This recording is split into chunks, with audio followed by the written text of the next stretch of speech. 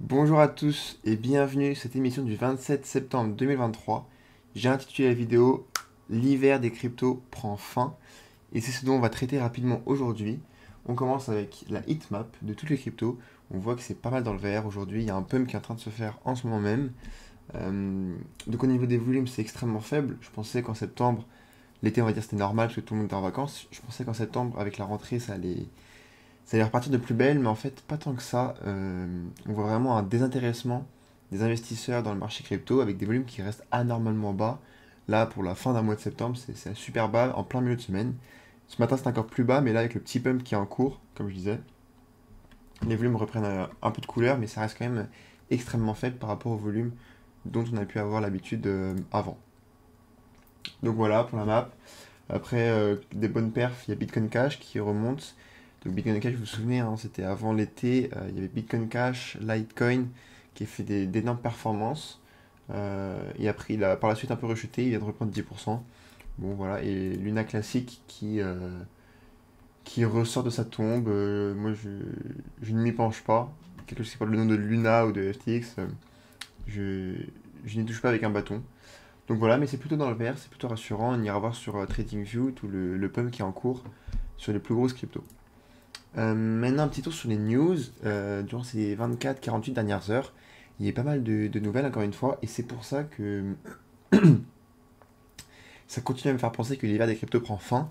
Donc, le bear market, pour moi, il est fini. On a fait le point bas au niveau des 16 000, 15 000 dollars. Et là, on est dans la phase d'accumulation, tout simplement, où les gens se désintéressent, où l'espoir commence, enfin, où l'espoir, on va dire, prend fin pour, on va dire, les investisseurs pas traditionnels, pour les investisseurs non aguerris, débutants. Et c'est là il faut accumuler. Et moi, je suis absolument convaincu. Et les nouvelles qui sont tombées que je vais vous montrer ne font que me pousser vers cette idée-là. Par exemple, on a la SEC qui repousse à janvier la date limite pour l'ETF Bitcoin de, du fonds de Cathy Wood, il me semble, qui est un gros personnage dans le crypto, qui croit beaucoup à la crypto. Et aussi, ils ont repoussé une autre demande de je ne sais plus quel autre, mais voilà, donc c'était de ces deux fonds d'investissement-là. Et en fait, c'était les deux premiers fonds qui ont submit leur demande à la SEC pour un ETF spot. Et il me semble que la décision finale ne pourra plus être repoussée après le 10 janvier 2024, il me semble. Et si par souci d'équité, ils veulent soit refuser tout le monde en même temps, ce que je ne crois pas, ou soit accepter tout le monde en même temps, en gros, ça leur laisse la deadline finale le 10 janvier. Parce que tous les gros autres fonds qui ont fait leur demande pour un ETF spot, Fidelity, BlackRock et les 5-6 gros autres qu'il y a derrière, ils ont fait cette demande après ces deux fonds d'investissement-là. Et du coup, bah, forcément, c'est décalé par rapport au temps, au décalage de la demande. Mais je pense que la SEC, elle va soit refuser tout le monde ou soit accepter tout le monde, quoi. Et on va dire que leur plus gros client et la plus grosse décision qu'ils doivent prendre, c'est quand même BlackRock, qui sont les meilleurs. Et j'ai du mal à imaginer la SEC qui accepte l'ETF du fonds de Cathy Wood, genre le 10 janvier, et pour accepter le fonds, enfin la demande de BlackRock, on va dire le 10 mars, quoi. Je pense que BlackRock ne va pas apprécier le fait d'être accepté 2 mois après d'autres. Donc, je pense qu'ils vont accepter tous en même temps. Et là, c'était très prévisible. Très prévisible. Voilà, ils ne font que repousser, repousser, repousser. Parce qu'en vrai, ils sont un peu contre le mur, quoi. Et ça, on le voit en plus après pas mal d'indications où la SEC a perdu contre Grayscale. Enfin, perdu, c'était grand mot, mais on va dire n'est pas en position de force contre Grayscale, contre XRP. Où à la fin, la SEC, petit à petit, à chaque petite défaite, elle commence à perdre la face et à perdre en crédibilité, quoi. Et surtout Gary Gensler qui est à sa tête. Dans la même direction, raison de plus, à la suite du report de ces décisions sur les ETF Bitcoin de ces deux fonds d'investissement, des législateurs américains demandent à Gary Gensler d'approuver immédiatement, les mots sont forts, hein, d'approuver immédiatement les ETF Bitcoin Spot.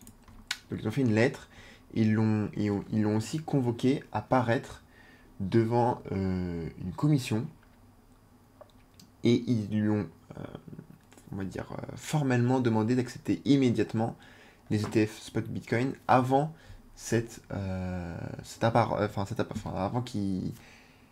avant avant qu'il ne se présente devant la commission la semaine prochaine, il me semble.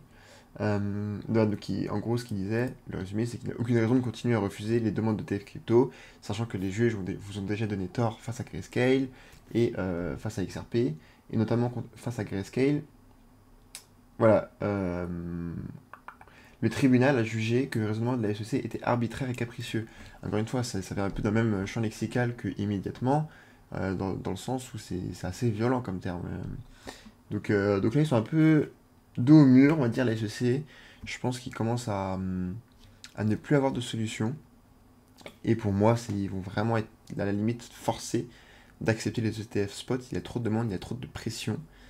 Et si c'est trop compliqué, je pense que tout simplement Gary Gensler sautera. Et ce ne sera plus la tête de la SEC, parce que depuis qu'il est là, ou en tout cas c'était peut-être déjà le cas avant, mais la SEC ne se porte vraiment pas bien en ce moment, et elle a du mal à tenir sa guerre contre les demandes d'ETF Bitcoin Spot. Donc voilà. Et ça, les amis, quand ça va arriver, ça va vraiment être comme le halving, ça va être un catalyseur en fait, ça va être un événement tellement fort pour les cryptos que je pense on peut le comparer au halving. Et en fait, le prochain bull run, moi je pense qu'il va être vraiment gros. Beaucoup de mouvements, beaucoup de volume, beaucoup d'acteurs, des fonds d'investissement, des BlackRock, c'est des mecs qui gèrent tellement d'argent, beaucoup plus de particuliers. Je pense que rien que sur les réseaux, il y a beaucoup plus de vues aujourd'hui que durant le dernier bear market, c'est logique. Mais tout ça va faire partie qu'en fait, la boule de neige, c'est un effet boule de neige quoi. Au début, c'est tout petit, donc ok, la boule de neige, il fait x10, mais elle reste toujours petite. Et là, je pense qu'on a une étape où la boule de neige commence à avoir pas mal de poids. Et là, quand elle va continuer à rouler un peu et à descendre la pente, bah ça va devenir une grosse boule de neige quoi. Je sais pas si vous avez compris l'idée, mais en fait, ça va devenir gros. Donc, faire un x10 aujourd'hui, c'est pas du tout comme faire un x10 avant. Et aujourd'hui, toute la neige qui est dans la boule de neige, elle va ramener beaucoup plus d'autres neiges. Voilà. Je sais pas si j'étais clair, mais en gros, l'idée c'est ça. Et du coup, ça confirme l'idée de profiter absolument de ces moments-là pour accumuler. Moi, je me démène, je trouve le plus d'argent possible. Voilà, j'essaie de faire plein de choix, plein de choses pour ramener le plus d'argent à investir dans les cryptos. Parce que je suis absolument convaincu que fin 2025 ou 2026, à condition de vendre et sans être trop greedy, je vois très difficilement un monde où les prix du Bitcoin, d'Ethereum et des grosses crypto-monnaies comme ça seront inférieurs au prix qu'on a aujourd'hui. Euh, je pense que ce sera très compliqué qu'en fin 2025-2026, on ait un Bitcoin à 20 000 dollars. Avec le halving, avec très très probablement des ETF spot Bitcoin, des gros acteurs comme BlackRock qui vont injecter de la liquidité. Ça me semble impossible. Et du coup, pour moi, c'est simplement une opportunité générationnelle et il faut savoir la saisir. Et c'est dans ces moments-là qu'on s'instruit et qu'on se forme et qu'on s'arme pour être le plus aguerri pendant les périodes de bull run. On a aussi une news que je n'avais pas vue. J'ai vu ça tout à l'heure en préparant la vidéo, en faisant le tour des sites de nouvelles. Donc, à voir les sources, je ne sais pas.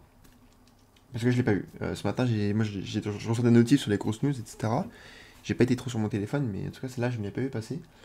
L'un des plus gros hacks de l'histoire des crypto-monnaies vient d'avoir lieu. Mixin Network perd 200 millions de dollars. Alors, Mixin Network, je ne connais pas. Mais 200 millions de dollars, je connais. Et c'est tout simplement énorme, en fait. C'est l'un des plus gros, si ce n'est le plus gros. Non, en tête, j'en ai pas des plus gros qui me viennent tout de suite, là. Mais je sais qu'il y en a tout le temps, tous les jours, il y en a. J'ai plus la stat, mais c'était des sommes très importantes. Mais c'était sur une grosse quantité de hacks, on va dire. Et là, sur un seul hack, un protocole qui perd 200 millions de dollars, c'est absolument énorme. Et en fait, ça s'est causé à cause de quoi? À cause de l'hébergeur de la base de données qui est d'autre que Google Cloud.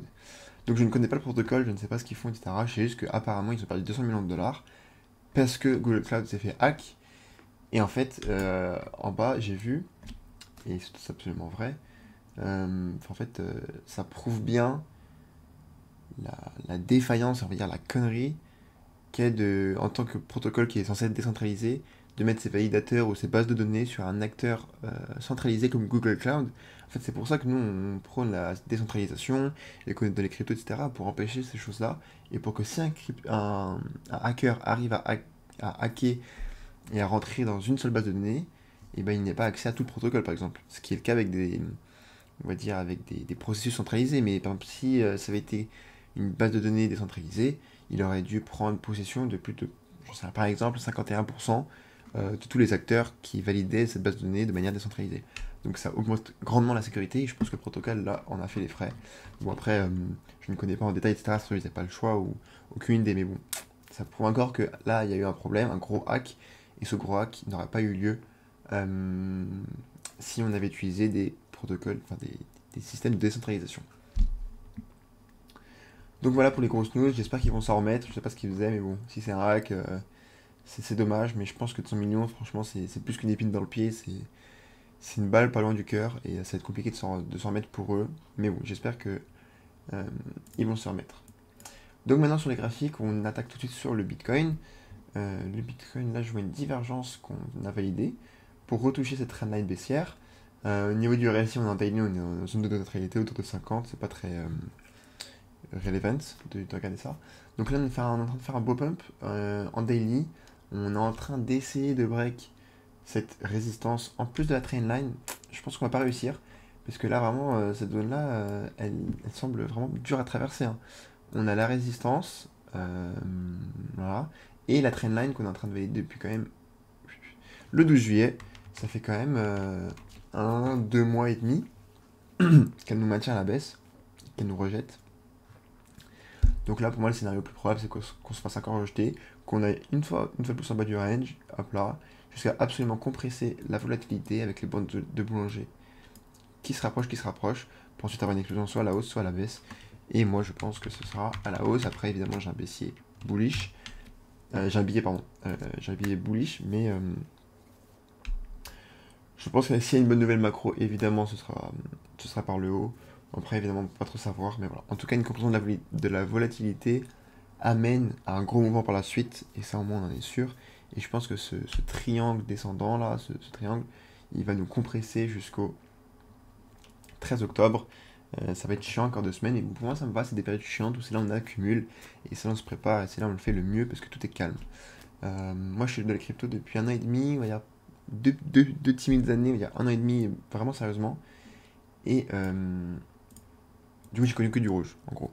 J'ai connu que du rouge, sauf en février. C'était où? Par ici. En février, il y avait une sorte de mini alt season où tout pétait. Et là, les wallets, enfin, moi qui suis bien exposé sur les altcoins, euh, ça me prend beaucoup d'énergie en fait. Ça me prend beaucoup d'énergie. Quand tout est dans le vert, je regardais mon wallet 10-15 fois, enfin, je sais pas, 5-10 fois par jour, mais ça te prend de l'énergie, tu veux savoir ce qui se passe, etc. Alors que quand tu es dans le rouge, en fait, tu te mets un peu dans le déni automatiquement, mais c'est pas plus mal.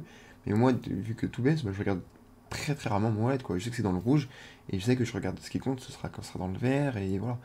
Et dans cette période-là, là, en février, où tout avait pump, beaucoup d'alcool avaient pump, mon wallet, du coup, avait une bonne couleur verte, mais ça me prenait beaucoup d'énergie. Et aujourd'hui, dans l'idée de cette zone, de cette période d'accumulation, il se préparait à la meilleure des manières pour le prochain bull run. Ça me dérange pas qu'on n'ait pas de volatilité, que le Bitcoin reste bloqué entre 25 et 30K, on va dire 20 et 30K même, c'est vraiment pas très grave. Et même je préfère ça en attendant l'approbation d'un ETF spot Bitcoin, qui pour l'instant je pense ne sera pas un buy the rumor, sell the news. On verra au moment où ça arrivera. Mais et à la fin, il pourrait être prêt vraiment à ce moment-là. Parce que c'est un marathon, ce n'est pas un sprint. L'investissement, c'est un marathon.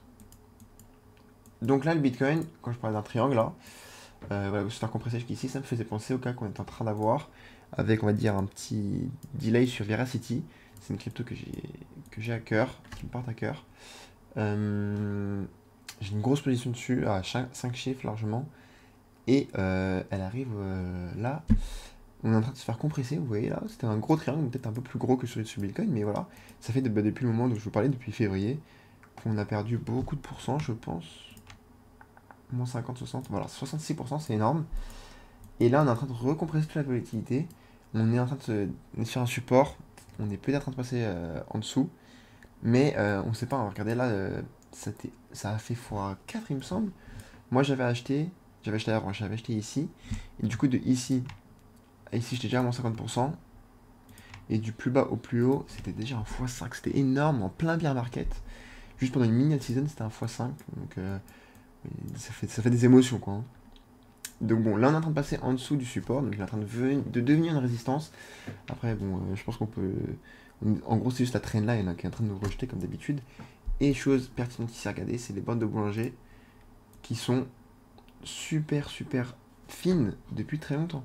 Et là, elles sont encore en train de se rapprocher. Quand la bande supérieure va venir rapprocher la bande inférieure, ça prédit un gros mouvement. Chez Verity, moi je pense que ce sera à la hausse cette fois-ci. Alors, comme le Bitcoin aussi, mais là on va dire que ce sera plus fondé parce qu'ils sont en train de faire un changement de tokenomics. Où en fait, sur CoinMarketCap, Veracity tout court a une circulating supply de 10 milliards de tokens. Et la total supply sur les CoinMarketCap, etc., c'est affiché une total supply de 110 milliards de tokens. C'est énorme. Mais ce que les investisseurs ne savent pas, c'est que 90 milliards de ces tokens-là ne peuvent pas être en circulating supply. Mais bon, il faut faire un peu de recherche pour le voir, mais c'est comme ça. Et en fait, je pense que le projet s'est rendu compte que ça bloquait beaucoup des investisseurs. Et ils vont dire que c'était la tâche du projet, parce que sinon tout le reste, tout est vert pour moi, je trouve. Il n'y a absolument pas de red flag. Et ils sont en train de changer ça, et je pense que ce serait une bonne nouvelle. Donc bon, est-ce que techniquement, la compression de la volatilité peut réussir à nous amener voilà, vers ici, où ce sera quand même, je pense, au moins x2, x2,5. Ou est-ce qu'il va falloir attendre la news de la tokenomics ou un pump du Bitcoin, etc., pour monter? Bah, je pense qu'on va voir dans une semaine, on aura franchi cette trendline. On va voir si ça va nous rejeter et nous envoyer dans les bas-fonds ou si on va le casser à la hausse. Donc l'idée, graphiquement, c'est de faire une belle bougie de rupture haussière, faire un pullback et ensuite valider la target qui est ici. Voilà. Donc voilà pour Veracity, Bitcoin on a vu, Ethereum bah pareil, sur Bitcoin on a un joli pump qui est en train de se faire, on est en train de réintégrer le range qu'on avait pendant très longtemps encore une fois, parce qu'on était en train de passer en dessous de notre support, donc qui devenait résistance, mais là on a juste fait un mouvement fake quoi, j'ai oublié le nom encore une fois. Donc voilà, Ethereum on attend, moi je vais possiblement débloquer pas mal de fonds bientôt. J'achèterai beaucoup de Bitcoin et d'Ethereum et je pense que je vais limite acheter plus d'Ethereum que de Bitcoin parce que je trouve que Ethereum se démerde mal en fait. Il résiste plutôt bien à la baisse, mais il est quand même archi bas, hein. Bitcoin, quand il était autour des 30 000 $, bah, Ethereum était à 1700, 1800, ça reste peu. C'est sachant que c'est devenu déflationniste. Moi, je vois les targets sur les réseaux sociaux, etc., d'un ETH à 10 000 $ au top du prochain bull run. Je trouve ça plutôt pessimiste, je ne cache pas. Moi, j'imagine plus autour des 15-20 000, donc je trouve que c'est vraiment une bonne opportunité d'acheter un peu d'Ethereum là.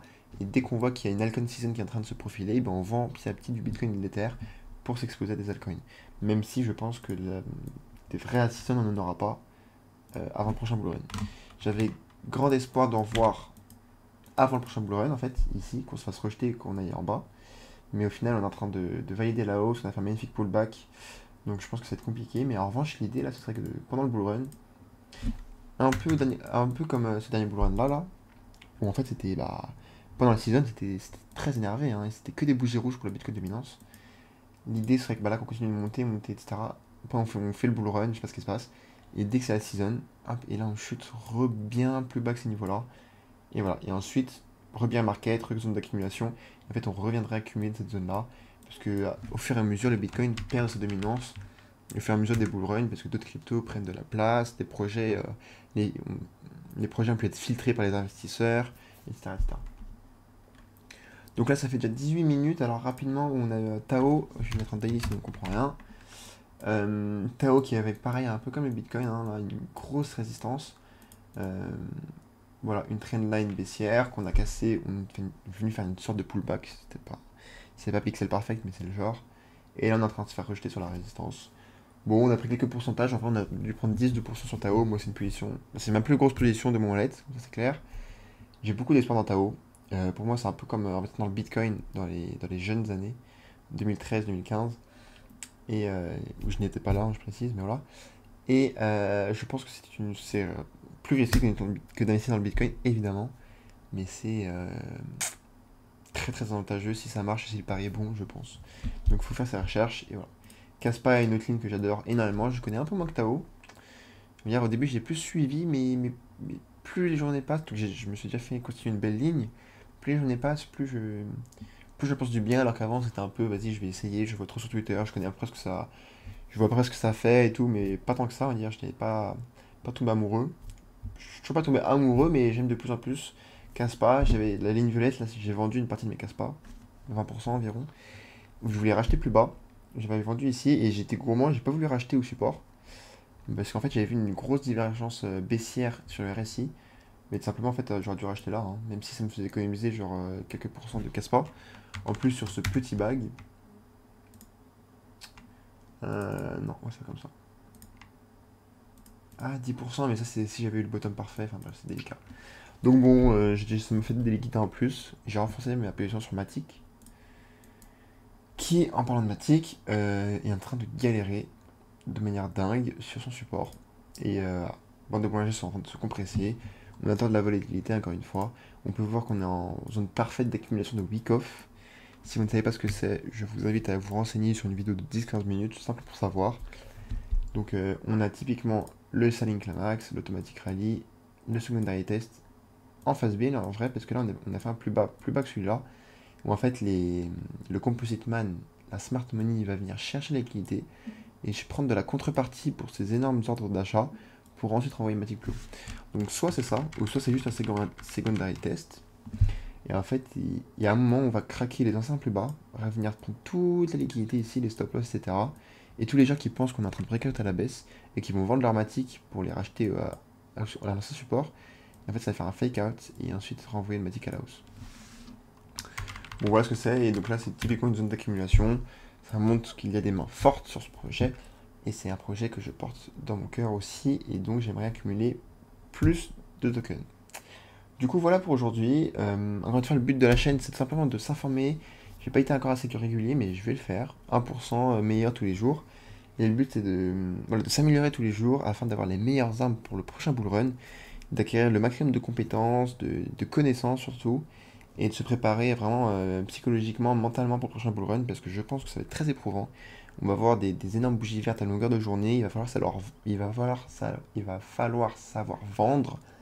Il va falloir se souvenir de ces journées qu'on passe durant 2023-2022. On a galéré toute la journée, on a fait des efforts pour apprendre et rien nous payait, parce qu'aujourd'hui on passe beaucoup de temps sur les marchés et le marché ne nous le rend pas, mais il nous le rendra une fois, et une grosse fois, pendant le bull run.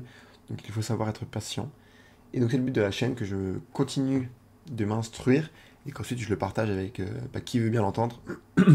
Et que si des gens ont un peu moins de temps que moi pour le faire, ils puissent rester à jour en 15-20 minutes tous les jours sur ma chaîne YouTube. Merci à tous, abonnez-vous, mettez un like, ça me fait super plaisir vu qu'il y en a très peu. Évidemment c'est le début, c'est normal, mais je les vois tous et ça me fait super plaisir. Et je vous dis à la prochaine pour un prochain dossier ou une émission daily.